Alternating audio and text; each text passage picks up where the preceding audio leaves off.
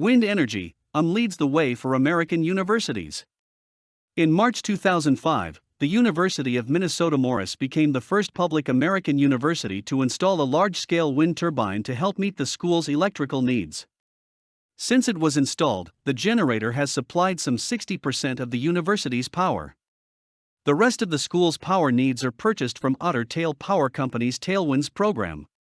Those figures mean that whether the electricity is generated on site or purchased off the grid, 100% of UMM's electrical power needs are supplied by wind power, but the school's commitment to energy independence doesn't stop there.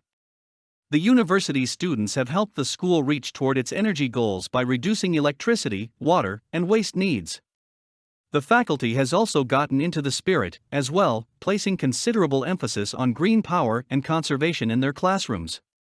The UMM 1.65 megawatt Vestas generator is an impressive sight, with 135-foot blades and a 230-foot tower, making the massive machine stand some 365 feet tall, but its impact on the community and the state of Minnesota goes far greater than that.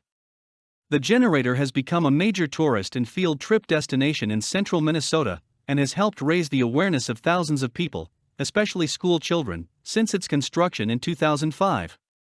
The generator is a model of efficiency and only takes a breeze of 7 to 9 miles per hour to begin generating electricity. It takes a 26 miles per hour wind to generate the unit's full 1.65 megawatts. There's a dedicated power line to the UMM campus, and if the university needs more power, the local utility lines provide it automatically, so no one on campus knows if the power is coming from the generator or the grid at any given time. On the other side of the coin, whenever UMM's power needs are less than what the generator is producing, the excess electric energy is directed back into the local utility grid. All this is impressive, but the university has even more extensive plans for increasing its energy independence. There are plans for the construction of a biomass gasification plant at UMM in 2006, which will be capable of meeting 80% of the campus heating and cooling needs. The plant will use stock residue from cornfields in the area, as well as waste wood, other crop residues, and various organic stocks as its fuel base. The United States as a whole is second only to Germany in total production of wind-generated electricity, with California, Texas, and Minnesota leading the way.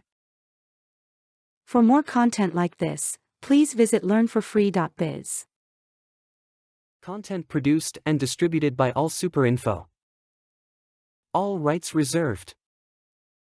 Discover the proven formula for automated sales and success that you can apply to your business in under 30 minutes.